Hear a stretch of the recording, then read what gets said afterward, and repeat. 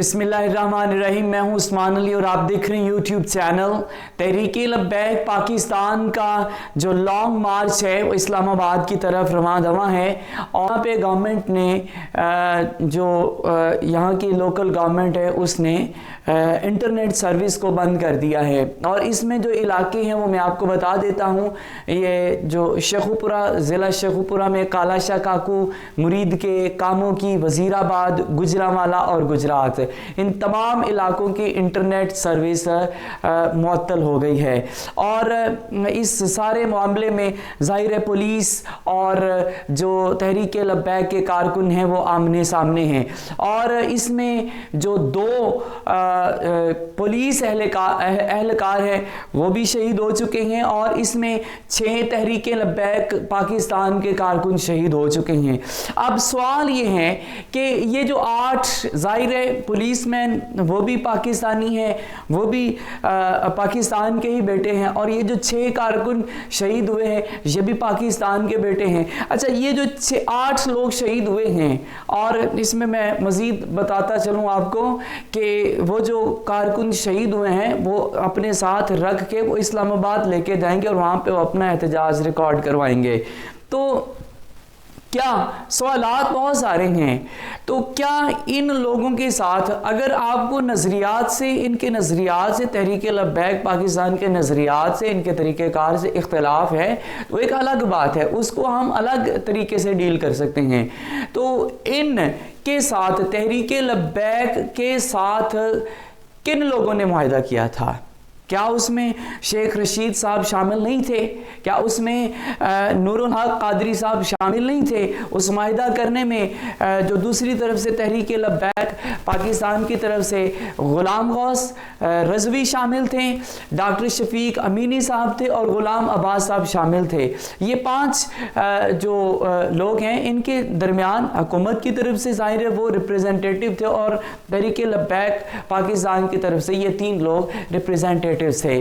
तो इनके दरमियान में एक मुआहिदा पाया। मुआहिदे के तहत सफ़ीर को निकालना था, वो मामला पार्लियामेंट में ला के उसके बाद उस पर बहस होनी थी। उसके बाद अच्छा आप नहीं निकाल सके, ज़ाहिर है वो यूरोपीय यूनियन और आपको वो सारी तिजारत का ख़तरा है, वो सारे खदशात हैं। तो क्या ये एक टेबल पे बैठ के ये चीज़ें नहीं समझाई जा सकती थी? क्या आप इस हुकूमत का 17 जून बपा करने पे तुले हुए हैं?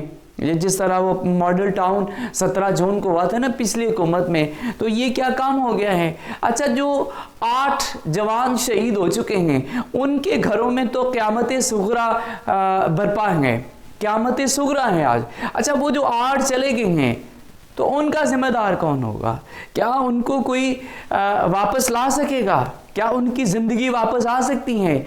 आपके तो ये काम मुआहिदात हो जाएंगे, ये सारी चीज़ें सेटल डाउन हो जाएंगी किसी न किसी लेवल पे चल के। तो जो शहीद हो गए हैं लोग, क्या वो वापस आ सकते हैं? उनका नुकसान कौन पूरा करेगा? उनका नुकसान कौन पूरा करेगा?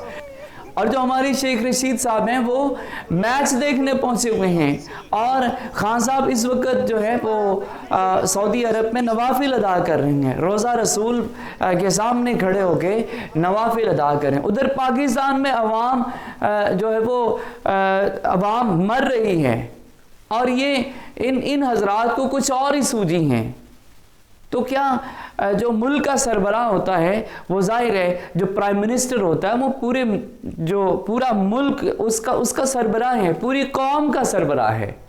तो वो एक जिस तरह फैमिली में एक बाप की हैसियत होती है इस तरह से वज़ीर आज़म का दर्जा होता है।